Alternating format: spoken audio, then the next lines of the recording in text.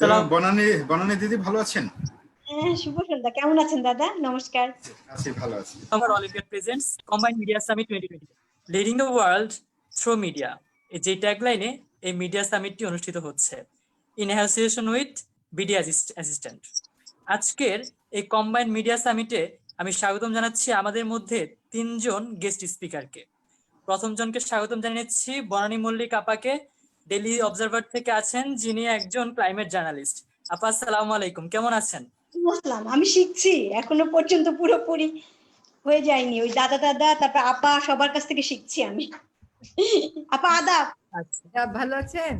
ভালো। ঠিক এই মুহূর্তে স্বাগতম জানাচ্ছি সৈয়দা রিজওয়ানা হাসান আপাকে, যিনি একজন বাংলাদেশি অ্যাটর্নি এবং এনভায়রনমেন্টালিস্ট এবং যিনি কিনা দ্য গোল্ডেন এনভায়রনমেন্টাল প্রাইজ 2009 এই সালে তিনি অ্যাওয়ার্ডেড হয়েছেন।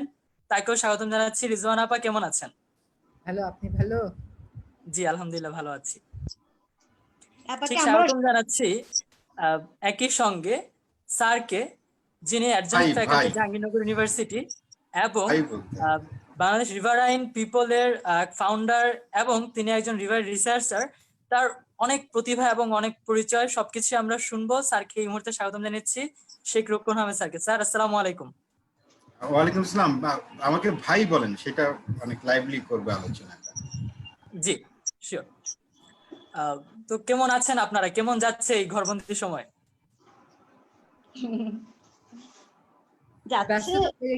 ব্যস্ততা বেড়ে গেছে, কারণ মানুষ এখন মনে করে যে সারাক্ষণই আমরা ওয়েবিনারে ব্যস্ত থাকতে পারি। আজকে সকালে 8টায় জীবন শুরু হয়েছে, আপনারটা দিয়ে শেষ ওয়েবিনার হবে আর কি। আচ্ছা, তো দর্শক বন্ধুরা আমাদের সঙ্গে এখনই যুক্ত হয়ে নিন। আপনাদের যারা দর্শকরা আমাদের সঙ্গে যুক্ত আছেন সকলকে আমি আবারও স্বাগতম জানাচ্ছি।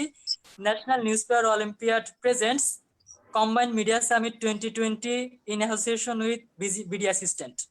ঠিক এই মুহূর্তে বনানী মল্লিক আপার কাছে আমি প্রথম প্রশ্নটি রাখবো যে আপা, জলবায়ুর ভারসাম্য রক্ষায় গণমাধ্যমের ভূমিকা আসলে ঠিক কতটুকু?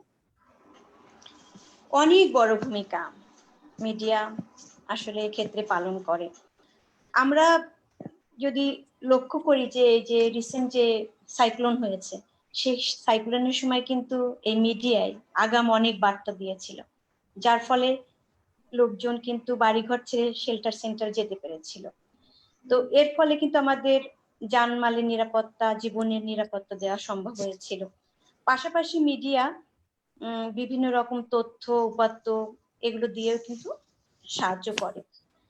আর আমরা কিন্তু মানে কোনো কোনো সময় আমরা দেখতে পাই যে এই যে জলবায়ুর যে প্রভাব পড়ছে, তো আমরা অনেক সময় বলি যে এটা শুধু জলবায়ু জনিত কারণেই বিভিন্ন রকম বিপর্যয় হচ্ছে, কিন্তু আমরা কিন্তু এই মিডিয়ার মাধ্যমে বিভিন্ন যেসব ইনডেপথ রিপোর্ট আমরা পাই বা রিপোর্ট করি, তার মধ্য দিয়ে আমরা কিন্তু জানতে পারি যে এই জলবায়ুর প্রভাবটা শুধু জলবায়ু জনিত কারণেই হচ্ছে না, এটা মনুষ্য সৃষ্ট বিপর্যয় থেকে হচ্ছে, তারপর পরিবেশগত বিপর্যয় থেকে হচ্ছে।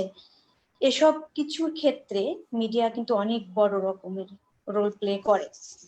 যেমন যেমন ধরেন আমরা অনেক সময় আমি দেখেছি যে প্রশ্ন করে কেউ যে ঢাকা শহরে ওয়াটার লগিং হচ্ছে, এটাও কি ক্লাইমেট চেঞ্জের ফলে হচ্ছে নাকি?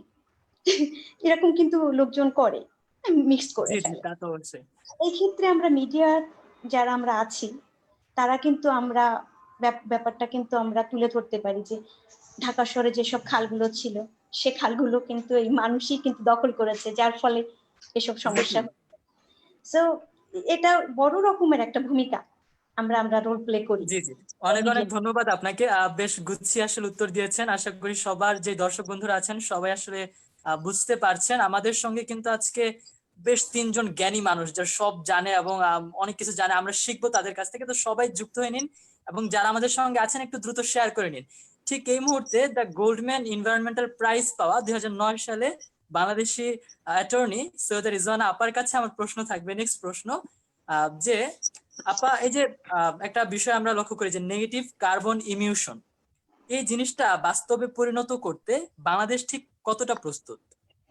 বাংলাদেশ একেবারেই প্রস্তুত না, কারণ নেগেটিভ কার্বন ইমিশনের একটাই মাত্র দেশ আছে পৃথিবীতে আমার জানা মতে, সেটা হচ্ছে ভুটান। এবং ভুটানের সংবিধানে তারা বলে দিয়েছে যে যে কোনো সময় ইতিহাসের যে কোনো সময় ভুটানে 60% বনভূমি তারা রাখবেই, তাদের যেরকম উন্নয়নই হোক না কেন 60%-এর নিচে তাদের বনভূমি নামবে না। সেখানে বাংলাদেশ 1994 সালের বন নীতিতে বলেছিল যে তারা বনভূমির পরিমাণ 20%-এ উঠাবে। এখন বন বিভাগ দাবি করে ওটা 13%-এ গেছে, যদিও আমরা এই দাবির সাথে একমত না। আমরা মনে করি এটা সর্বোচ্চ 9 থেকে 10% হবে। কাজেই ফরেস্টেশনের কথা বলেন, ফরেস্ট কভারের কথা বলেন, আর কার্বন ইমিশন বা গ্রিন হাউস গ্যাস ইমিশনের কথা বলেন, বাংলাদেশ কোনো দিক থেকেই প্রস্তুত না। বরং বাংলাদেশ এখন এমন একটা উন্নয়ন পথ বেছে নিয়েছে। একটু যদি ইন্টারাপ্ট করি যে আপা, আপনি কি একটু আমাদের বলবেন যে নেগেটিভ কার্বন ইমিশন এই বিষয়টা এক্স্যাক্টলি কি? অনেকে আসলে হয়তো প্রশ্ন করতে পারে ফেসবুক কমেন্টে, একটু যদি বলতেন। খুব সহজভাবে বুঝতে হলে যে কার্বন ইমিশনের তো আমাদের একটা মাত্রা থাকে। সেটার ধরেন আপনার কার্বন ইমিশন হাই হবে কখন? যখন আপনি সাংঘাতিক কার্বন ইন্টেন্সিভ ডেভেলপমেন্টে যাবেন বা খুব ভোগবাদী সমাজ ব্যবস্থায় বাস করবেন। হ্যাঁ, আর নেগেটিভ কার্বন ইমিশন তখনই হবে যখন আপনার যেটুকুন কার্বন ইমিশনের কোটা আছে তার থেকে আপনি নিচে থাকবেন, এবং এটা সম্ভব হবে যে উন্নয়নের কার্যক্রমে আপনি এমন প্রকল্প নেবেন যেগুলো আসলে গ্রিন হাউস গ্যাস বা কার্বন ইমিট করবে না, এবং আপনার সমাজও এক্সপ্লয়টেটিভ বা ভোগবাদী হবে না। যে ছোট্ট আরেকটা উদাহরণ দিই, যেমন ধরেন মার্কিন যুক্তরাষ্ট্রের একজন নাগরিক কত বক্স টিস্যু পেপার ব্যবহার করে একদিনে, তার মানে 1 মাসে, তাহলে সে কয়টা গাছ ধ্বংসের জন্য দায়ী, ভার্সেস ভুটানের একজন নাগরিক কয়টা টিস্যু পেপারের বক্স ব্যবহার করে এবং সে কয়টা গাছ উজাড়ের জন্য দায়ী।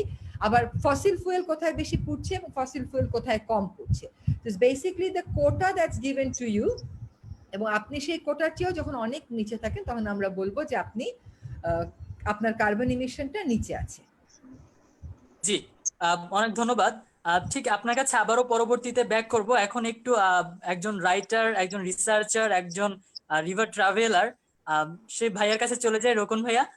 আসলে আপনার কাছে আমার নেক্সট প্রশ্ন যেটা থাকবে সেটি বিষয় সম্পর্কে আমি একটু বলি যে আপনার কাছে জলবায়ু পরিবর্তন হচ্ছে, আমরা সবাই আসলে এটা নিয়ে কথা বলছি, আশেপাশে মানুষ কথা বলছে, এবং আমরা জানছি সেই ছোটকাল থেকে এখন যারা পড়াশোনা করছে তাদেরকে শেখানো হচ্ছে যে জলবায়ু পরিবর্তন হচ্ছে।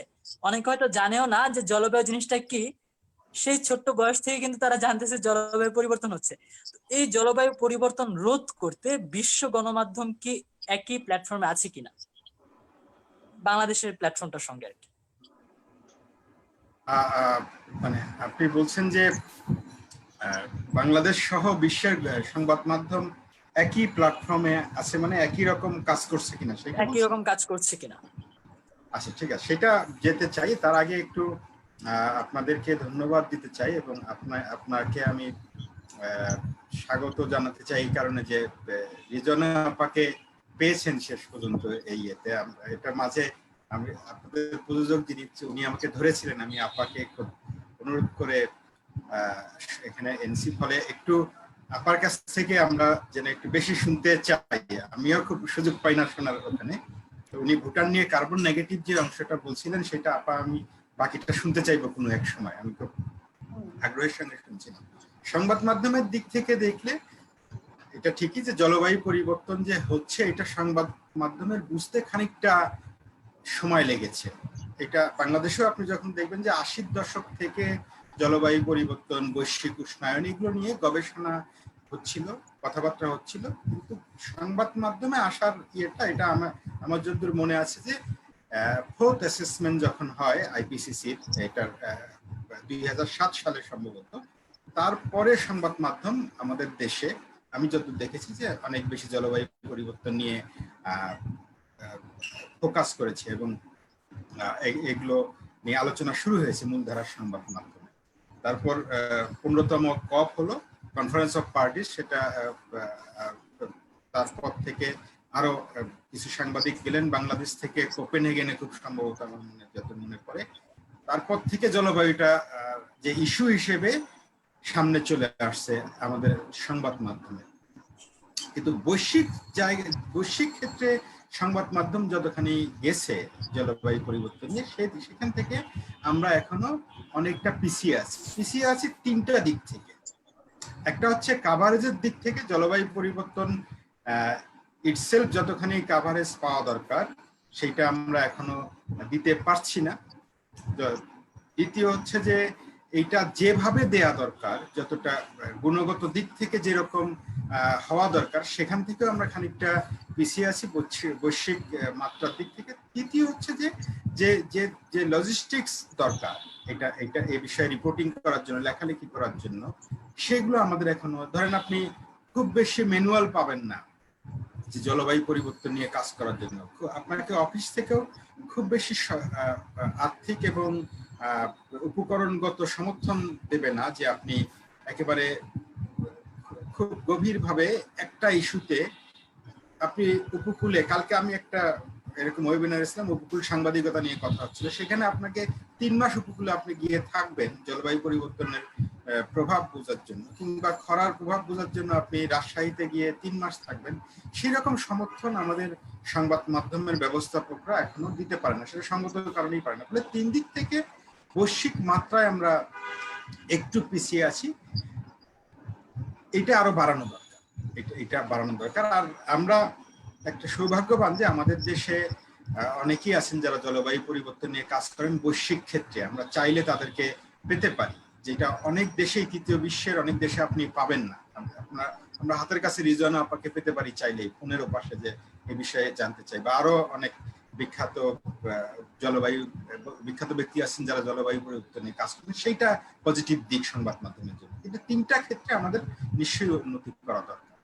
ধন্যবাদ। জি, অসংখ্য ধন্যবাদ আপনাকে।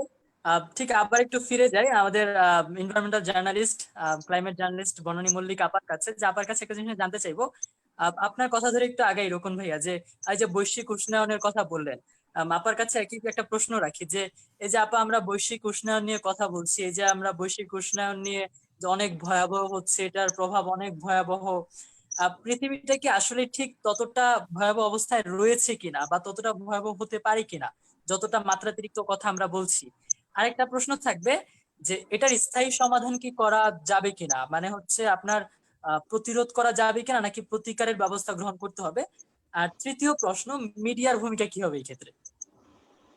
আচ্ছা, আমি রোকন ভাইয়ের কথাই নিয়ে আবার বলতে চাই যে আমার চেয়েও কিন্তু বেশি প্রশ্ন করতে হবে আপাকে রোকন ভাইকে। তারা অনেক কোনো আচ্ছা, বিষয় আমরা কিন্তু তাদের কাছ থেকে কমেন্ট নিই, তারা আমাদের চেয়ে অনেক বেশি জানে।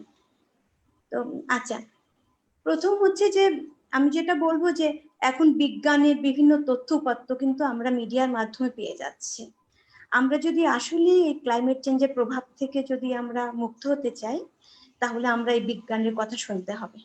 বিজ্ঞান কি বলছে সেটা অবশ্যই আমরা যদি শুনি, এবং আমরা যে বিজ্ঞান কি বলছে এই বিষয়গুলো যদি আমরা মিডিয়াতে প্রচার করার মাধ্যমে লোকজনকে যদি আমরা সচেতন করতে পারি, লোকজন মানে হচ্ছে আমাদের অবশ্যই সাধারণ মানুষ, সাথে যারা পলিসি মেকার আছেন তাদেরও সম্পৃক্ত করতে পারি, তাহলে আমরা অবশ্যই আমরা প্রতিরোধ করতে পারবো। আর সবচেয়ে যারা এ বিষয়ে রেসপন্সিবল, এই কার্বন এমিশন বা জলবায়ুর পরিবর্তনের যারা মেইন এমিটর, সেটা ইউএস মানে আমেরিকা বা অন্যান্য ডেভেলপড কান্ট্রি, তাদের তো কিন্তু আচরণগত বিভিন্ন পরিবর্তন আনার ফলে আমাদের এটা করা সম্ভব হবে। মানে আমরা যারা লিস্ট ডেভেলপমেন্ট কান্ট্রি বা গরিব দেশ, মোস্ট ভালনারেবল, তারা হয়তো আমরা পালন করছি যে কার্বন এমিশন কিভাবে কমানো যায় সেই পদক্ষেপগুলো নিচ্ছে, কিন্তু যারা মূল হোতা তারা হয়তো কিছুই করছেন না, তাহলে আমরা এগোতে পারবো না। তার জন্য বিজ্ঞান কি বলছে এবং যারা রেসপন্সিবল তাদের এক্ষেত্রে দায়িত্ববান ভূমিকা যদি তারা পালন করে, তাহলে আমরা অবশ্যই আমরা পরিবর্তন আনতে পারবো। আরেকটা প্রশ্ন মানে একটু আরেকবার মানে মানে হচ্ছে স্থায়ী সমাধান নিয়ে আমরা কথা বলছিলাম, এবং জিজ্ঞেস করলাম যে বাংলাদেশের মিডিয়ার ভূমিকা এই ক্ষেত্রে কোনো কিছু হতে পারে কিনা।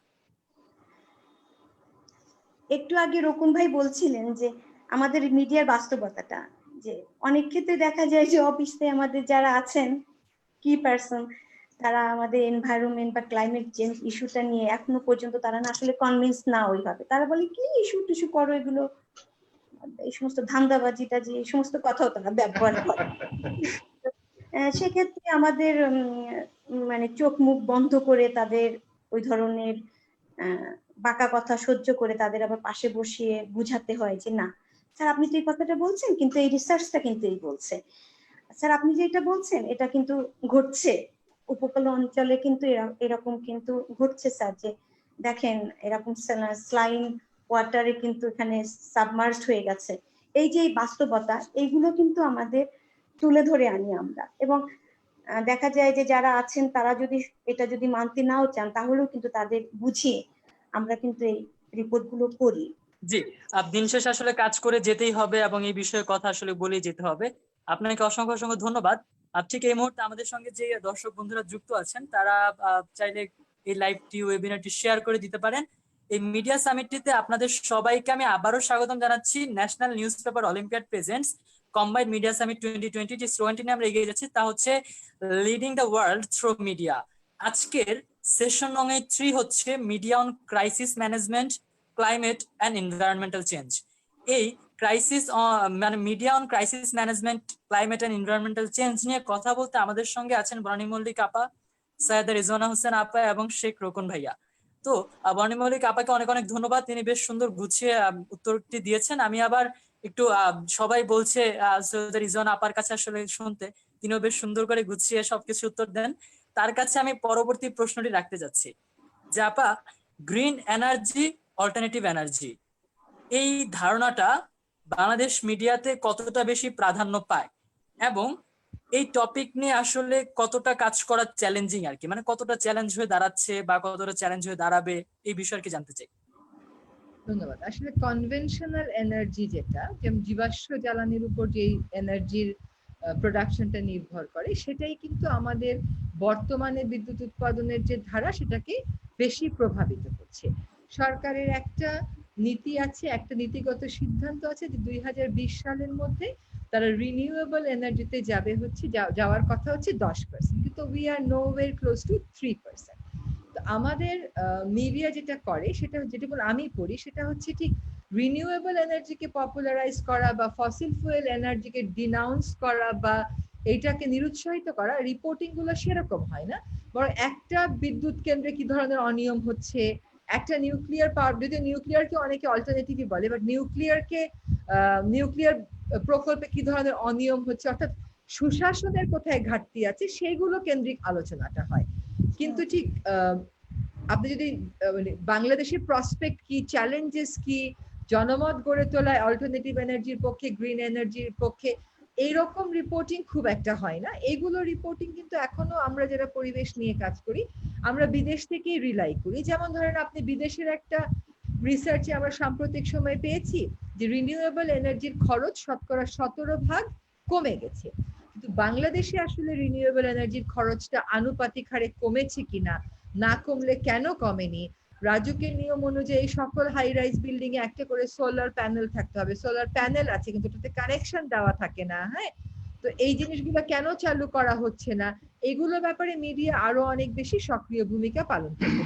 কারণ আমরা আপনার প্রোগ্রামে, টেলিভিশনে, রেডিওতে কথা বলে বিচ্ছিন্ন জনগোষ্ঠীকে ধরতে পারি, কিন্তু মিডিয়া যদি ধারাবাহিকভাবে কেন জীবাশ্ম জ্বালানি পুড়িয়ে কয়লা ভিত্তিক গ্যাস ভিত্তিক বিদ্যুৎ প্রকল্প করা যাবে না তার সপক্ষে কথা বলতো, তাহলে মোটামুটি একটা কোহারেন্স, একটা সামঞ্জস্য সমাজের সকল প্রগতিশীল চিন্তা শক্তির ভিতরেই আসতো। আরেকটা উদাহরণ দিই, যেমন ধরে আমাদের তেল এবং গ্যাস ছাড়া চলবে না, এই কথাই তো আমরা বলি, কিন্তু আমাদের সরকার প্রধান কিন্তু COP22-তে গিয়ে বলে এসেছেন 50টা ক্লাইমেটের কারণে সবচেয়ে ক্ষতিগ্রস্ত রাষ্ট্র একটা অঙ্গীকারনামায় স্বাক্ষর করেছে। সেখানে কিন্তু উনি বলেছেন যে আমরা আগামী 50 বছরের মধ্যে 2050 সালের মধ্যে 100% রিনিউয়েবলে চলে যাব। তো এই যে উনার এই কথাটা ধরে কেমন করে 100% রিনিউয়েবলে যাওয়া যাবে, আসলে রিনিউয়েবল বলতে বাংলাদেশে কোনটা ফিজিবল? বাংলাদেশের সোলারের অনেক প্রসপেক্ট আছে, হয়তো উপকূলীয় জেলাতে উইন্ডেরও প্রসপেক্ট আছে, কিন্তু সোলারের প্রসপেক্টটা আবার মার খেয়ে যায়, কারণ সোলার প্যানেলে তো অনেক জায়গা লাগে, প্লাস এর ব্যাটারি ম্যানেজমেন্টের একটা সাইড আছে।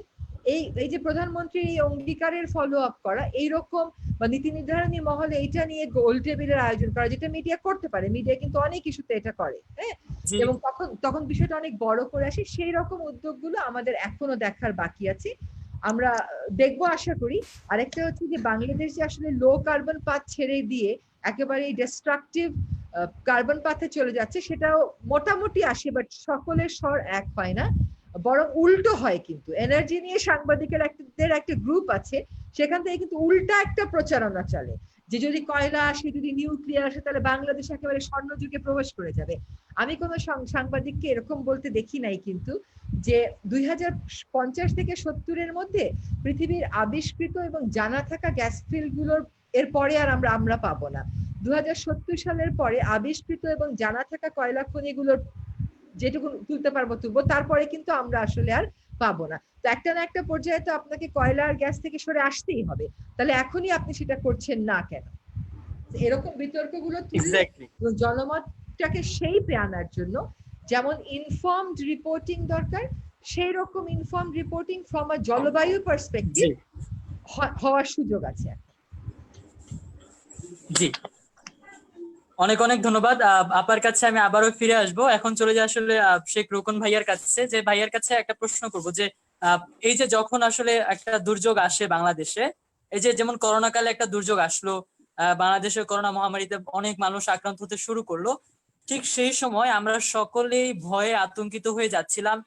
সেই সময় অনেকে ভয়ে বিভিন্ন গুজব ছড়াচ্ছিলাম, ভয়ে বিভিন্ন জায়গায় অন্য উল্টাপাল্টা নিউজ ছড়াচ্ছিলাম, নানান কিছু আমরা একটু অন্য দিকে চলে গিয়েছিলাম, মাইন্ড ডাইভার্ট হয়ে গিয়েছিল। এই যে একটা দুর্যোগ আসলে, এই যে একটা প্যান্ডেমিক সিচুয়েশনে পড়লে মানুষজন মিডিয়ার মাধ্যমে গুজব ছড়াচ্ছে, ভুল নিউজ ছড়াচ্ছে, ভয় পেয়ে যাচ্ছে, ঠিক এই ক্ষেত্রে মিডিয়া কতটুকু ভূমিকা রাখতে পারে যাতে গুজব না ছড়িয়ে, ওই যে দিন শেষে একটা ট্যাগলাইন আমরা ইউজ করলাম, ভয় নয় সচেতনতাই জয়, এইরকম জায়গার ক্ষেত্রে সবাইকে সচেতন করে তুলতে পারি? মিডিয়া কতটা ভূমিকা রাখবে ভাইয়া, যে আমরা কেউ ভয় পাচ্ছি না, আমরা দিন শেষে করোনা আসছে আমরা সচেতন হচ্ছি, এই যে বন্যায় নদী ভাঙন হচ্ছে আমরা একটু সচেতন হচ্ছি, এই যে গ্লোবালি ক্লাইমেট চেঞ্জ হচ্ছে, বৈশ্বিক উষ্ণায়ন হচ্ছে, আমরা সচেতন হচ্ছি, ভয়টা পাচ্ছি না, এটা কিভাবে খবরগুলো আমরা উপস্থাপন করব, বা কিভাবে মিডিয়া ব্যক্তিত্বদের সচেতন হওয়া উচিত, যদি একটু বলতেন। আমি একেবারে শেষ পয়েন্টটা থেকে আপনার যেটা শুরু করতে চাই, যে কিভাবে মিডিয়া ব্যক্তিত্বরা সচেতন হতে পারে সেখান থেকে। কারণ আপনি জানেন যে এটা একটা খুব চালু কথা আছে যে যুদ্ধের যে প্রথম শহীদ তার নাম হচ্ছে সত্য। Truth is the first casualty of the war. তো ক্রাইসিস মোমেন্টেও তাই হয়, দুর্যোগের সময় এটা হয় যে প্রথম যে সত্য সেটা নিহত হয়। এই সত্যটা হত্যা করে কারা? আমি আত্মসমালোচনার মঞ্চে দাঁড়িয়ে বলতে চাই যে এটা মিডিয়ার একটা ভূমিকা থাকে, মিডিয়া তার মতো করে একটা করে। ফলে এই দুর্যোগ, জলবায়ু পরিবর্তন এই সংক্রান্ত ব্যাপারগুলোতে মিডিয়ার আমরা যারা আছি আমাদের সবারই আরেকটু সচেতনতা জরুরি। বনানী দিদি বলতেছিলেন যে অনেক সময় মিডিয়া ম্যানেজাররা বলে যে পরিবেশ এটা বাদ দাও, এটা খুব সব কিছু, এটা দরকার নাই, পরে করলেও হবে। সেখানে সচেতনতা নিশ্চয়ই দরকার আছে। আপনি দেখবেন যে নদী ভাঙনের ক্ষেত্রে হেডিং দেওয়া হচ্ছে যে করাল গ্রাসে রাক্ষসে মেঘনা, এরকম বলা হচ্ছে। তো এইটা যখন বলা হয়, এর পেছনের কারণটা দেখা হয় না, যে ভাঙন আসলে নদীর আত্মচিৎকার, এটা কোথাও না কোথাও তার প্রবাহ বিঘ্নিত হয়েছে, যে কারণে চর পড়েছে, সেখান থেকে ভাঙন দেখা যাচ্ছে। যখন রাক্ষসে মেঘনা বলে, এটা আসলে মেঘনার দোষ নয়, এটা তাকে রাক্ষস বলা দরকার। এই সচেতনতা গুলো দরকার আছে, এবং অবশ্যই সংবাদ মাধ্যমের ভূমিকা আছে যে জলবায়ু পরিবর্তনের মতো দুর্যোগ বা করোনার মতো দুর্যোগে সাধারণ মানুষ কিভাবে ভয় না পেয়ে এগিয়ে আসবে। আমরা জলবায়ু পরিবর্তন ভাইয়াকে যে ঠিক এইসব ক্ষেত্রে আমরা পত্রিকা বলি বা হচ্ছে অনলাইন টিভি মিডিয়া বলি, তারা এই যে রাক্ষসে মেঘনা বা হচ্ছে ভয়ালো করোনা বা হচ্ছে ভয়ালো কোনো দুর্যোগ, এই শব্দগুলো ইউজ করতেছে কিন্তু অ্যাট্রাকশনের জন্য। তারা অডিয়েন্স গ্যাদার করছে, তারা আসলে তাদের অডিয়েন্সটা বাড়াচ্ছে, তাদের পত্রিকা যেন বেশি মানুষ কেনে, মানুষের যেন চোখ আটকে যায়, একটু যেন ভয় পেয়ে খবরটা পড়ে বেশি, এই জন্যই হয়তো করছে। তো এই ক্ষেত্রে আমি জানি না স্বার্থান্বেষী ভূমিকা পালন করছে না, এই ক্ষেত্রে সরে আসা উচিত না? অবশ্যই। আমি জানি না আপনি কি জার্নালিজমে পড়ছেন? না, জার্নালিজমে পড়িনি, তবে জার্নালিজমের সঙ্গে অনেকটা দিন ধরে আছি আর কি, একটু কাজ টাজ করা। সাংবাদিকতায় আমাদের আমি সাংবাদিকতার ছাত্র ছিলাম, আমাদের সার্কুলেশন বলে একটা যখন পড়ানো হতো তখন দুইটা সংবাদপত্রের উদাহরণ দেওয়া হতো। একটা হচ্ছে ডেইলি সান লন্ডনের, আবার গার্ডিয়ান, দুইটাই হচ্ছে লন্ডন থেকে বের। তো বলা হতো যে সানের সার্কুলেশন বেশি কিন্তু গার্ডিয়ানের সার্কুলেশন কম, কিন্তু গার্ডিয়ানের প্রভাব বেশি। গার্ডিয়ান লোকজন রাখে ড্রয়িং রুমে আর সান কিনে রাখে বেডরুমে, কারণ এটা লোকজনকে দেখাতে চায় না যে সান পড়ে, সেই লোকজনকে দেখাতে চায় যে গার্ডিয়ান পড়ে। এইটা হচ্ছে প্রভাব মিডিয়ার ক্ষেত্রে। আপনি বাংলাদেশেও দেখবেন যে সবচেয়ে সার্কুলেশন যে বেশি এক মিডিয়া, সেটা হয়তো প্রভাবটা একরকম, কিন্তু আরো কম সার্কুলেশনের একটা সংবাদপত্রের প্রভাব বেশি, গার্ডিয়ানের প্রভাব বেশি সানের চেয়ে, বা এখন ডেইলি মেইলের চেয়ে গার্ডিয়ানের প্রভাব বেশি। কারণ হচ্ছে তা সে এই যে আপনি বললেন লোক গ্যাদার করা, লোকজনকে আকর্ষণ করা, সেইটার বদলে সে হচ্ছে বস্তুনিষ্ঠতা, নিরপেক্ষতা এবং বুঝে শুনে কথাটা বলা, সেটার একটা দীর্ঘমেয়াদী প্রভাব থাকে। আমাদের সংবাদ মাধ্যমের যারা ব্যবস্থাপক আছেন, যারা তাদেরকে এইটা আমি খুব বিনয়ের সঙ্গে বলতে চাই যে এইটা বুঝতে হবে যে একটা বার্তা, যে মেসেজ আপনি সংবাদ মাধ্যমে দিচ্ছেন, সেটা আজকে শেষ হয়ে গেল, চটুল হয়ে গেল, দ্বিতীয় দিন আপনাকে আর লোকজন এটা বিশ্বাস করবে না। আপনাকে হয়তো এটা, আমরা চানাচুর খাই কিন্তু আমরা 3 বেলার খাবার কখনো মিস করি না। এরকম হচ্ছে মিডিয়ায় আপনি সসি জিনিস দেবেন কিন্তু মূল বার্তাটার জন্য মানুষ অপেক্ষা করবে। একদিন সে হালকা বার্তাটা নেবে, পরের দিন দিনের পর দিন সে অপেক্ষা করবে ওই মিডিয়ার জন্য যেটা তাকে সঠিক বার্তা দেয়। দুর্যোগের ক্ষেত্রে আপনি দেখবেন যে হয়তো একদিন একটা আপনি চমকপ্রদ একটা চটকদার শিরোনাম দিলেন, দ্বিতীয় দিন আর আপনি ওই দর্শক বা ওই পাঠককে পাবেন, সে ঠিকই একটা দায়িত্বশীল সংবাদ মাধ্যমের কাছে পাবে। মিডিয়ার দুর্যোগের ক্ষেত্রে, জলবায়ু পরিবর্তনের ক্ষেত্রে, পরিবেশের ক্ষেত্রে আমাদের সংবাদ মাধ্যম অনেক বেশি আন্তরিক, আমরা জানি, অনেক বেশি তারা সীমাবদ্ধতার মধ্যে কাজ করে। এখন সময় আসছে আরো ইনফর্মড হওয়া, তথ্য সমৃদ্ধ হয় এবং দায়িত্বশীল। শুধু একটা ভয়াল ছবি, ভয়াবহ তথ্য দিয়ে শেষ করা যাবে না, এর দায়িত্বশীলতাটা থাকতে হবে। জি, অসংখ্য ধন্যবাদ আপনাকে। বেশ তথ্যমূলক উত্তর দিয়েছেন এবং যে দর্শকরা আছেন তারা সত্যি বেশ প্রশংসা করছে আপনাদের, যে তারা অনেক কিছু শিখতে পারছে।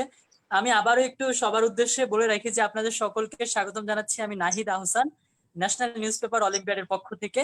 আজকে আপনারা যা দেখছেন বা যে মিডিয়া সামিটটিতে আছেন তা হচ্ছে combined media summit 2020।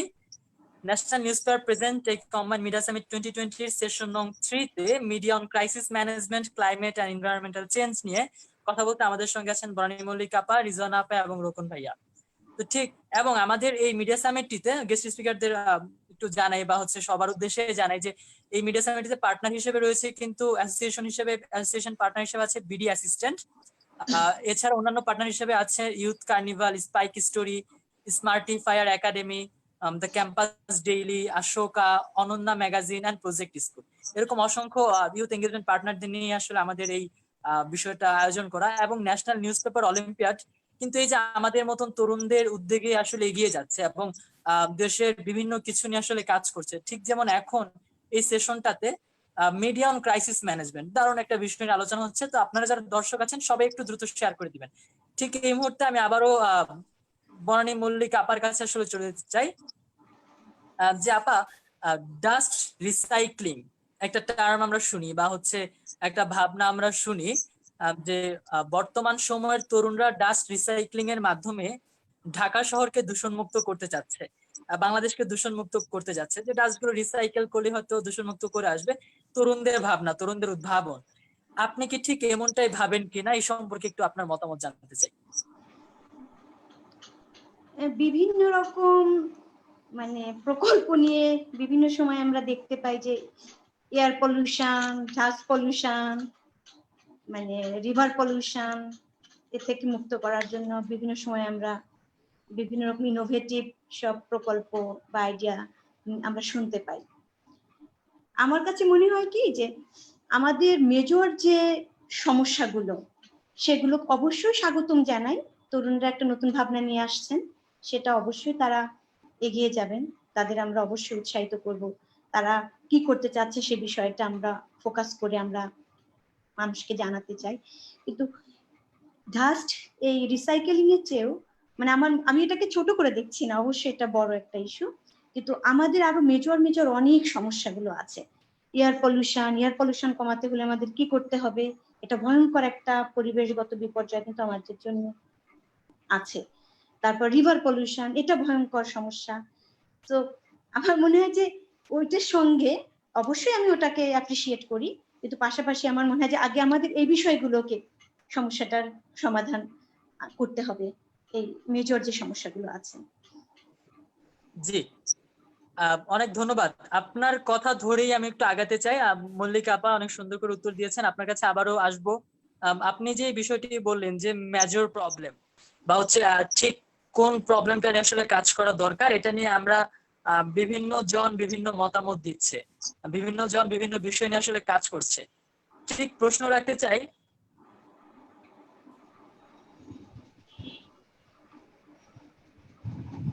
Nahid disconnected হয়ে গেছেন কিনা? হ্যাঁ, শোনা যাচ্ছে না।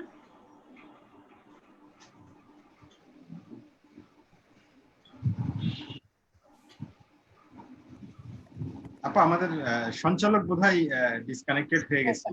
ওকে একটা মেসেজ দিয়ে দিলাম, মনে হচ্ছে যে হয়তো ওর বাসায় পাওয়ার ছিল না, যে পাওয়ার চলে হ্যাঁ হ্যাঁ।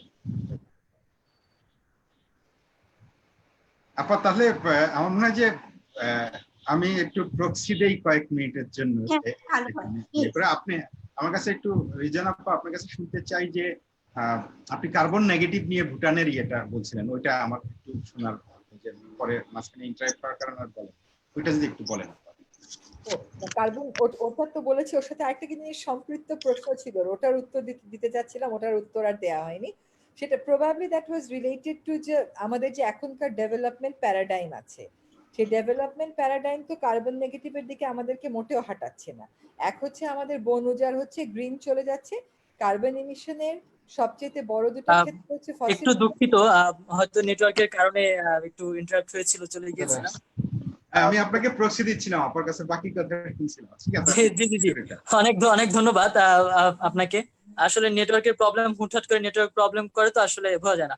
যেটা বলছিলাম যে দর্শকদের আবার ক্ষমা চেয়ে নিচ্ছি, বনানী মল্লিক আপার কথা ধরে এগোতে চাচ্ছিলাম যে আসলে যে আমরা এনভায়রনমেন্টাল চেঞ্জ নিয়ে কথা বলছি, এনভায়রনমেন্ট কিন্তু বিভিন্ন সেক্টরে চেঞ্জ হচ্ছে, বিভিন্ন দিকে চেঞ্জ হচ্ছে। নদী ভাঙছে, আমাদের বায়ু দূষণ হচ্ছে, বায়ু দূষণের মাত্রায় দিল্লি আর বাংলাদেশের ঢাকা মারামারি করছিল কয়েক মাস আগেও, কে টপে চলে যাবে।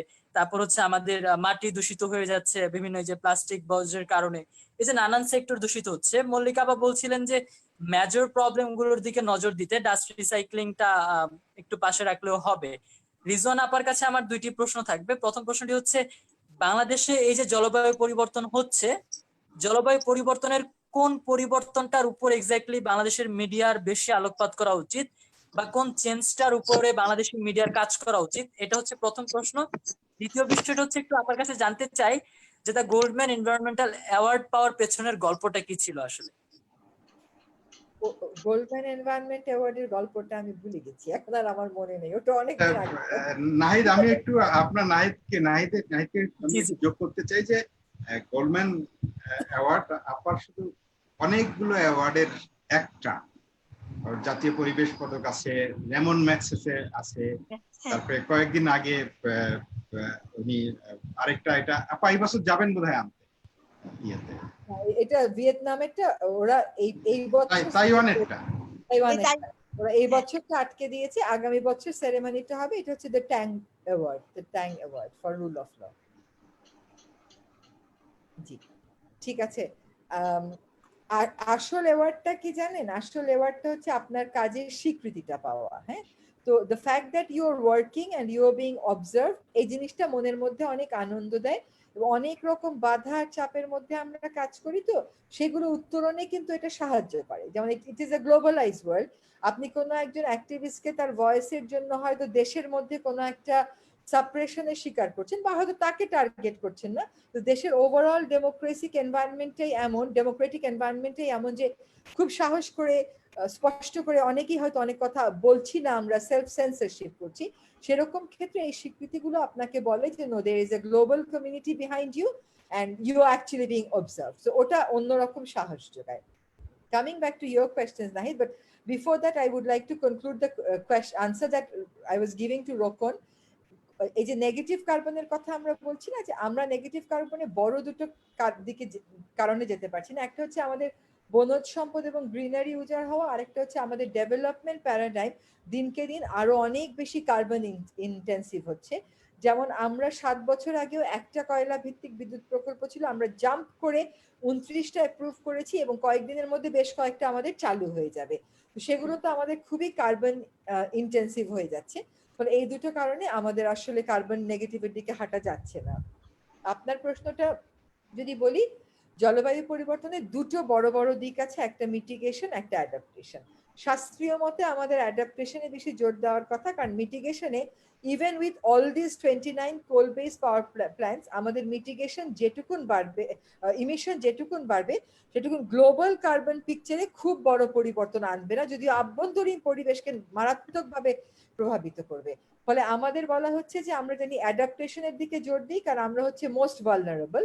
কিন্তু আমরা যদি মিটিগেশনের কথা না বলতে থাকি উন্নত বিশ্বকে এবং নিজেরাও ভ্রান্ত উন্নয়নের পথে হাঁটি এবং কয়লা গ্যাস এগুলো পোড়াতেই থাকি, বড় দুটো কারণের মধ্যে তো 1 নম্বরই হচ্ছে ফসিল ফুয়েল পোড়ানো, ওদিকেই আমরা এগোতে থাকি, তাহলে কিন্তু আমরা অন্য মানুষকে বলার যে তুমি মিটিগেট করো, ফসিল ফুয়েল থেকে সরে আসো, সেই নৈতিক জায়গাটা আমরা হারিয়ে ফেলবো। হ্যাঁ, আর আমাদের মতন দেশে যেখানে সৌর বিদ্যুতের এত প্রসপেক্ট আছে, উইন্ডটা কন্ট্রোভার্সিয়াল, বা সৌর বিদ্যুতের এত প্রসপেক্ট আছে, সেখানে আমরা শুধুমাত্র কয়েকটা কোম্পানিকে সুবিধা দেওয়ার জন্য ভারত, চীন তারা নিজেদের দেশের কয়লা ভিত্তিক বিদ্যুৎ প্রকল্প সরিয়ে দিচ্ছে, কারণ জলবায়ু পরিবর্তনের আন্তর্জাতিক আইন অনুযায়ী তারা আর নতুন করে কয়লা ভিত্তিক বিদ্যুৎ প্রকল্প দিকে যেতে পারবে না, গেলে তারা প্যারিস এগ্রিমেন্ট বা কিয়োটো বা ইউএনএফসিসি শর্ত ভাঙবে। তারা কি করছে, তাদের এই কোম্পানিগুলোকে বাংলাদেশের মতন দেশগুলোতে যেখানে এনভায়রনমেন্টাল লিগ্যাল রিজিম খুব দুর্বল এবং সরকার বেশ কর্তৃত্বপরায়ণ বিরুদ্ধ মত মানতে চায় না,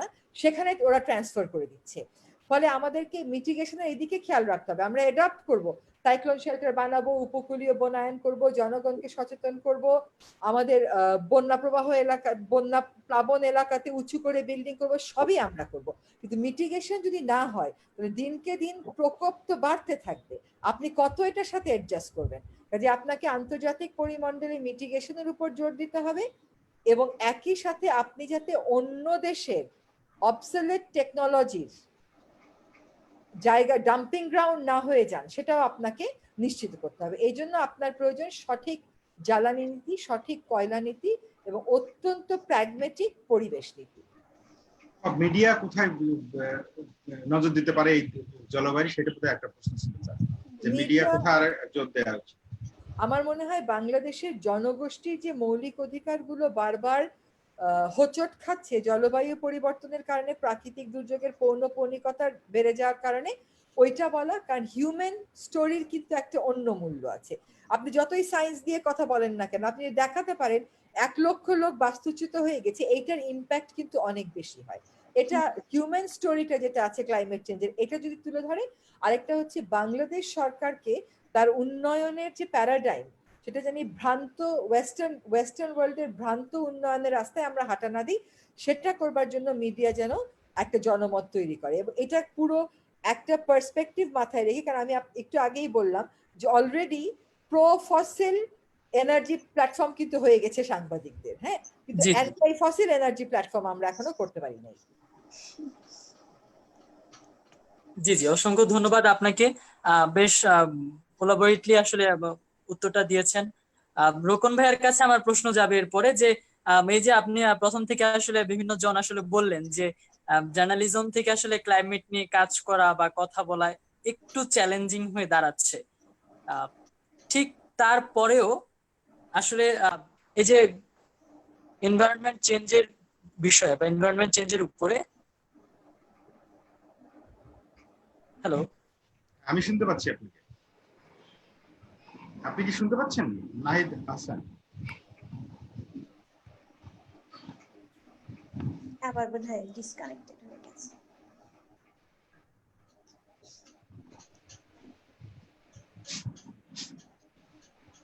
আমাদের সঞ্চালক আবার ডিসকানেক্টেড কিনা? হ্যাঁ,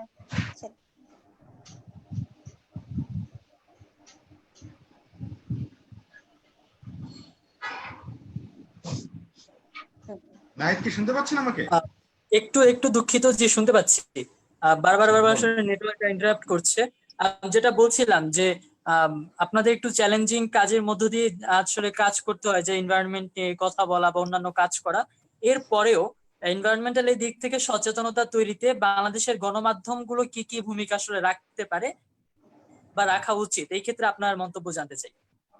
আচ্ছা, আমাকে প্রথম থেকে যে আলোচনা করলাম তাতে মনে হতে পারে যে আচ্ছা খুব নেতিবাচক কথা বলছি, কিন্তু এটা সংবাদ মাধ্যমের ইতিবাচক দিকটা আমি মনে করে দিতে চাই। যে আপার আরো নিশ্চয়ই মনে আছে যে আপা, যে 90-এর দশকে আপনি এত পরিবেশ বিষয়ক সাংবাদিক দেখতেন না, এত এটা ছিলই না। এটা যতদিন গেছে এখন বেড়েছে। আগে এটা আলাদা বিট ছিল না, এখন আলাদা বিট হয়েছে। অনেক জায়গায় আলাদা অ্যাসাইন করা রিপোর্টার আছে, এবং আরো আরো আরো বিশেষায়িত দিকগুলো বাড়ছে। আগে শুধু পরিবেশ বলতে, এখন ধরেন জলবায়ু নিয়ে, পানি সম্পদ নিয়ে, দূষণ নিয়ে, বায়ু দূষণ নিয়ে তো আমরা 5 বছর 10 বছর আগেও খুব বেশি কথা ছিল না, এখন বাড়ছে। ফলে এগুলো খুব ইতিবাচক দিক। কিন্তু আরো যেটা আমাদের সীমিত সাধ্য এবং সক্রিয়তার মধ্যে যেটা করা দরকার, সেটা দুইটা জিনিস করা দরকার। একটা হচ্ছে কেন্দ্রিকতা আছে এখন পরিবেশ বিষয়ক সাংবাদিকতার, সেইটা ছড়ায় দিতে হবে। মানে আমরা পরিবেশ নিয়ে যারা লেখালেখি করবে, খুব 10-12 জনের নাম আমরা জানি ঢাকায়, বনানী মল্লিক, ইফতেখার মাহমুদ, পিনাকি রায়, এরকম আমরা কিছু 10-12 জন নাম বলতে পারি। এইটাকে আমার মনে হয় যে ছড়ায় দেওয়া দরকার, যে সারা দেশে একেবারে জেলা পর্যায়ে, অন্তত জেলা পর্যায়ে সম্ভব না হোক, সেখানে পরিবেশ বিষয়ে এই জিনিসগুলো আমরা যেভাবে আমাদের খ্যাতিমান প্রতিবেদকরা যেভাবে বুঝে শুনে করেন, সেরকম করে যেন সেখান থেকেও আসে, তাহলে একটা বিকেন্দ্রীকরণ হলে এটার বাড়বে পরিবেশ বিষয়টা। একটা বিকেন্দ্রিকতার কারণেই বাড়বে, যে তারা তো রিপোর্ট পাঠাতে থাকবে জেলা থেকে। তো এটা দ্বিতীয় যেটা হওয়া উচিত, যে সংবাদ মাধ্যমগুলোর অবস্থান নেওয়া দরকার পরিবেশের ক্ষেত্রে। এখন পর্যন্ত সংবাদ মাধ্যমগুলো কি করে, যে রিজনা আপার প্রতিষ্ঠান থেকে কিছু একটা হয়তো ব্যাখ্যা করেছে, প্রেস রিলিজ দিয়েছেন, সেইটা ধরে সাধারণত বেশিরভাগ ক্ষেত্রে 80-90% ক্ষেত্রে এটা হয়। কিন্তু সংবাদ মাধ্যমের নিজেদের একটা সেল থাকা দরকার, গবেষণা হওয়া দরকার, তাদের নিজেদের জরিপ করতে পারে, যেগুলো আমরা ইউরোপ বা আমেরিকান সংবাদ মাধ্যম দেখি, যে জলবায়ু পরিবর্তন নিয়ে বা পরিবেশ নিয়ে, নদী ভাঙ্গন নিয়ে, পানি বন্টন নিয়ে, দূষণ, দখল, এগুলো নিয়ে তারা নিজেদের কাজ আছে, নিজেদের জরিপ, গবেষণা, বক্তব্য সেগুলো পেশ করে। সেইটা আমরা করতে পারি। ফলে আমি খুব সংক্ষেপে বলি, একটা হচ্ছে যে পরিবেশ বিষয়ক সাংবাদিকতার কেন্দ্রিকতা আছে, এটাকে বিকেন্দ্রীকরণ করতে হবে একেবারে অন্তত জেলা পর্যায়ে। তাহলে এর যে সংখ্যাগত একটা উল্লঙ্ঘন হবে, একই সঙ্গে এবং গুণগত জিনিসটা উল্লঙ্ঘনটাও প্রয়োজন, সেটা প্রশিক্ষণ, শিক্ষা, অভিজ্ঞতা এগুলো বিনিময় করতে হবে। একই সঙ্গে সংবাদ মাধ্যমকে সাধ্য মতো নিজেদের মতো করে অবস্থান নিতে হবে পরিবেশ বিষয়ে। যে এইটা মনে করে আমরা যেমন দেখেছি যে গার্ডিয়ানে আপনি খেয়াল করবেন যে কিছুদিন আগে তারা ক্লাইমেট চেঞ্জ আর বলে না, তারা এটা ক্লাইমেট ইমার্জেন্সি বলার চেষ্টা, কিছু টার্মিনোলজি তারা নিজেরা চেঞ্জ করেছে এবং ঘোষণা দিয়েছে যে তারা এখন এগুলো বলবে। সেরকম আমাদের সংবাদ মাধ্যমেরও এটা করা উচিত। এবং বাংলাদেশ যেহেতু দুর্যোগের ক্ষেত্রে, পরিবেশ অবনতির ক্ষেত্রে, জলবায়ু পরিবর্তনের ক্ষেত্রে খুব প্রথম সারির দেশগুলোর একটা, যারা যে দেশগুলো খুব বিপন্ন আছে, ফলে বাংলাদেশের উচিত হচ্ছে এক্ষেত্রে আরো অগ্রণী হওয়া। বাংলাদেশের সাংবাদিকতা, সংবাদ মাধ্যমের দায়িত্ব আরো বেশি। আমাদের যেহেতু সামর্থ্য কম, দুর্যোগের পরম্পরা বেশি, এর মাত্রা বেশি, আমাদের দায়িত্বটা সংবাদ মাধ্যমের বেশি। এবং যে দেশে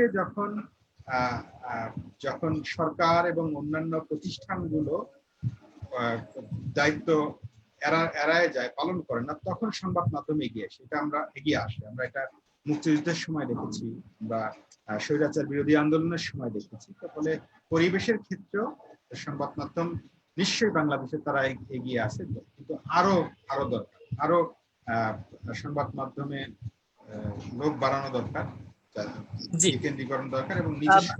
আপনার কাছে যদি আরেকটা প্রশ্ন আরেকটু রাখি, যে এই ক্ষেত্রে আপনারা কাজ করে যাচ্ছেন, আমরা দেখছি এবং আমরা ফলো করছি আপনাদের।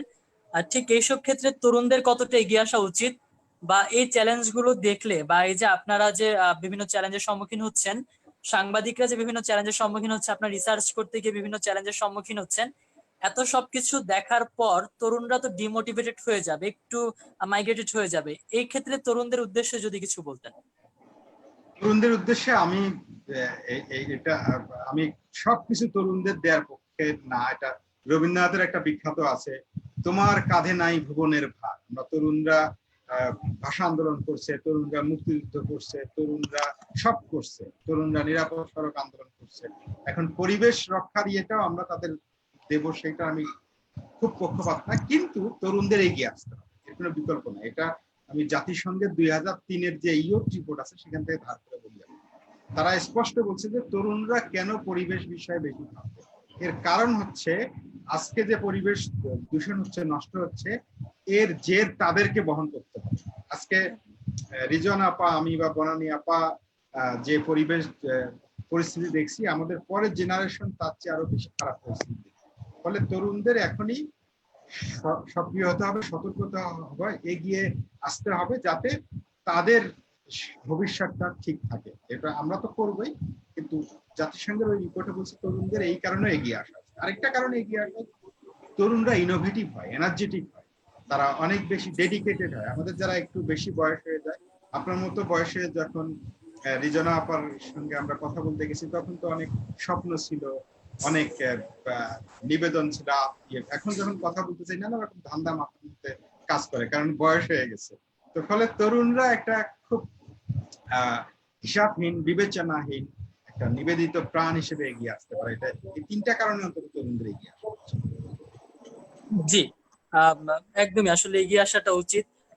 বনানী মল্লিক আপার কাছে আসলে একটু জানতে চাই যে এই যে আপনি ক্লাইমেট নিয়ে জার্নালিজম করছেন বা জার্নালিস্ট, আপনি ক্লাইমেট জার্নালিস্ট, বিভিন্ন বিষয়ে রিপোর্ট প্রদান করছেন, বিভিন্ন কিছু নিয়ে কাজ করছেন, আমাদের সামনে তুলে ধরছেন, বিশ্বের সবার সামনে তুলে ধরছেন। আপনার আপনি নিজের জায়গা থেকে যদি আমাদেরকে সচেতন করার উদ্দেশ্যে বা অন্যান্য যারা এই বিষয় নিয়ে কাজ করছে বা কাজ করছে না, তাদেরকে সচেতন করার উদ্দেশ্যে যে না, আমাদের এই বিষয়টা না, এই বিষয়টা নিয়ে আসলে একটা রিপোর্ট করলে হয়তো ভালো হবে, এইভাবে রিপোর্ট করলে হয়তো ভালো হবে, সব মিলিয়ে যদি কিছু বলতেন। আচ্ছা, নাহিদ, আমি প্রথমে আপনাকে বলি যে আমি আসলে মানে আপনি যেমন বলছেন না গুছিয়ে কথা বলি, আমি আসলে একদম গুছিয়ে কথা বলতে পারি না, আমি লিখি। হ্যাঁ, এখানে আপা আছেন, আপার আমি I am a great fan of her, you don't know, whenever she talks I just হ্যাঁ, আমি আপার একদম মানে বুঝাতে পারবো না, আমি লিখি। হ্যাঁ, তো আমি আমার সীমাবদ্ধতাগুলো আমি ভালোভাবে জানি, তবুও আমি যতটুকু জানি আমি সেটুকুই আর কি আপনাদের সঙ্গে শেয়ার করার চেষ্টা করছি। আচ্ছা, আপনার এই উত্তর দেওয়ার আগে আমি মানে এই উত্তরের সঙ্গে আমি রকুন ভাইয়ের একটা কথা আমি বলতে চাই। একটু আগে উনি বলছিলেন যে আমরা যারা পরিবেশ সাংবাদিকতা করি, আমরা আসলে মুষ্টিমেয় কয়েকজন মানুষ আমরা এই বিষয়ে কাজ করি। এই বিষয়টা আসলে স্প্রেড আউট করা দরকার, সংখ্যা বাড়াতে হবে, এবং এই সংখ্যাটা বাড়াতে হলে আমাদের অনেক বেশি রিপোর্টার এ বিষয়ে কাজ করতে হবে, এটা যেমন সত্য। পাশাপাশি আমি আমার রিয়ালিটিটা আমি শেয়ার করতে চাই যে যেমন আজকে এই প্রোগ্রাম থেকে আমি আপার মাধ্যমে অনেক কিছু কিন্তু জানতে পারলাম। এই যে খুবই ইম্পর্টেন্ট ইস্যুগুলো আপা বললেন যে ফসিল ফুয়েলটা কমাতে হবে, কেন কমাতে হবে, অনেক ইস্যু উনি বললেন, এবং এই বিষয়ে কিন্তু আমরা রিপোর্ট করি না, কারণ আমাদের তো আসলে ওরকম আশেপাশে কেউ ওরকম নেই যে আমাদের বলবে। রকুন ভাই বলছিলেন যে আমাদের একটা সেল করা দরকার, যেখানে আমরা একে অপরের সঙ্গে আমরা এক্সচেঞ্জ করবো, নলেজ আমরা এক্সচেঞ্জ করবো, যে তুমি এটা জানো, আমি এটা জানি, আসলে এই বিষয়ে আমরা কথা বলি। এই বিষয়টা কিন্তু আমরা দেখি না। আমি মানে আমার অভিজ্ঞতা থেকেই বলছি, আমি মাত্র 4-5 বছর আমি তো এনভায়রনমেন্ট ইস্যু নিয়ে কাজ করছি, এর আগে আমি হিউম্যান রাইটস এখনো করি, হিউম্যান রাইটস ইস্যু নিয়ে। আমি এনভায়রনমেন্ট ইস্যু নিয়ে কিন্তু আমি ছোট খাই, আমি ঠিক জানি না যে আমি কার কাছে গিয়ে who is the right person from hmm I will get the information, I don't know. কিংবা কেউ যদি হয়তো আসলেই জানে, সে কভার করতে চায় না। হ্যাঁ, যেমন আমি এই ক্ষেত্রে আমি বলবো আপনার কাছে আমার মানে স্বনির্বন্ধ অনুরোধ যে আপা, আপনার কাছে যদি মানে কখনো ওই বিষয়ে যদি যাই, আমরা আশা করি আপনি অবশ্যই আপনি কল ব্যাক করেন, আপনি উত্তর দেন, কিন্তু পাশাপাশি আপা আপনি এরকম বলবেন যে বনানী এই বিষয় নিয়ে তুমি রিপোর্ট করো না কেন, এই বিষয়টা খুবই ইম্পর্টেন্ট। যেমন আপনি বলছিলেন আপা যে অলরেডি জার্নালিস্টদের মধ্যে একটা গ্রুপ হয়ে গেছে যারা প্রো এই ফসিল নিয়ে যারা রিপোর্ট করে। আমরা এটা নিয়ে করতে চাই না আপা, আপনি যদি আমাদের পাশে থাকেন, এরকম আমাদের তথ্য দেন, এ বিষয় নিয়ে বনানী রিপোর্ট করো গাইড করেন, আমরা অবশ্যই ভালো রিপোর্ট করতে চাই। এই একটু আগে যে প্রশ্নটা করেছিল, আসলে এই প্রশ্নটার উত্তর এটাই আমার, যে আমরা যদি এইভাবে যদি একে অপরের কাছ থেকে যদি ইনফরমেশন পাই, ভাইটাল এবং timely information which is really very necessary, আমরা অবশ্যই ভালো করতে পারি, আমরা কাজ করতে পারি, এটাই দরকার।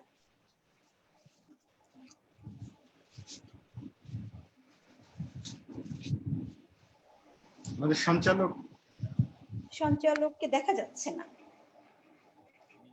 ডিসকানেক্টেড কিনা। আপা, রিজান আপাকে বলছি যে আপা আপনি কি আপনার পেছনে মনে হচ্ছে দিনের আলো, এটা আপনার গ্রাউন্ড ওখানটা সেট করে দিয়েছে আমার বাচ্চা। আচ্ছা, খুব ভালো।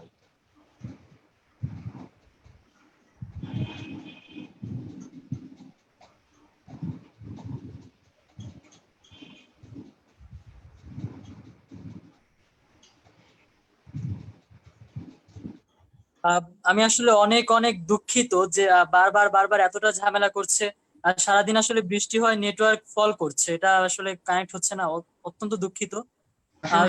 এটা হবেই। সচরাচর আসলে 1 ঘন্টা 1.5 ঘন্টা ওয়েবিনার সেশন মডারেট করা হয়, বাট আজকে এসে আসলে প্রচুর ঝামেলা হচ্ছে কেন জানি, তো ক্ষমা চেয়ে নিচ্ছি। ইটস ওকে, হতে পারে, টেকনোলজি তো মানুষ না। ও আবার আটকে গেছে, ইজ अगेन স্টাক, আবার না সমস্যা হয়েছে।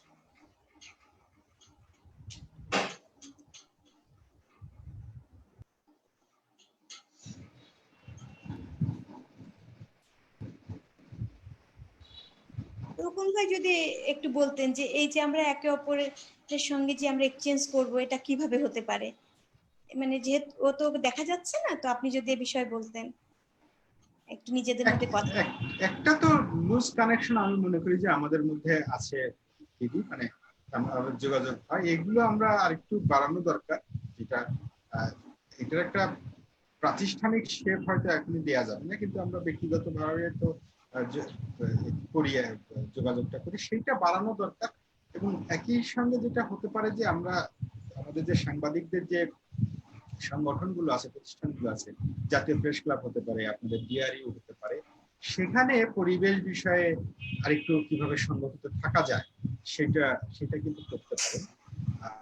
আমাদের রিজনা আপা বা অন্যান্য এক্সপার্ট যারা আছেন তাদেরকেও আমরা চাইতে পারি যে তারা প্রশিক্ষণ তো দেনই বিচ্ছিন্ন হবে, কিন্তু শুধু সাংবাদিকতা ধরে যদি এগুলো করা যায়, একটা ট্যালেন্ট হান্টের মতো করা যায়। ঠিক আছে, একটা একটা একটা প্রচলিত হচ্ছে যে ফেলোশিপ দেয়া, আমার কাছে মনে হয় যে এটা তো না, একটা বিষয়ে ধরে পরিবেশ সাংবাদিকতা বিষয়ে প্রশিক্ষণ, ওয়ার্কশপ এগুলো করানো যেতে পারে। তাহলে ঢাকার বাইরে থেকে ঢাকায় যারা আছে এরকম করে একটা একটা যোগসূত্র, একটা যৌথতা, একটা যুদ্ধবদ্ধতা তৈরি হতে পারে। Thank you. রোকন স্যার, আমাকে কি শুনতে পাচ্ছেন? হ্যাঁ, আমি শুনতে পাচ্ছি আপনাকে। আচ্ছা রোকন স্যার, আমরা একটু দুঃখিত, আমাদের সাথে নাহিদ ভাই এতক্ষণ ছিলেন সঞ্চালক হিসেবে, কিন্তু নাহিদ ভাইয়ের ওইখানে নেটওয়ার্কের খুব সমস্যা হওয়ার কারণে উনি এই মুহূর্তে বেরিয়ে গিয়েছেন।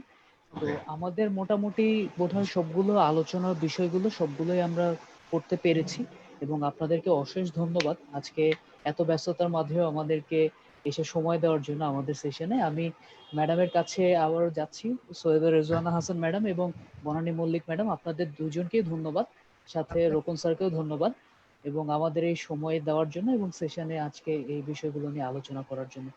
সো সবাই ভালো থাকবেন, এই কামনায় আজকের লাইভ সেশনটা আমরা এখানেই শেষ করছি। ধন্যবাদ সবাইকে। ধন্যবাদ। আপা, আসসালামু আলাইকুম। রকম ভাই, হ্যাঁ, ভালো থাকবেন।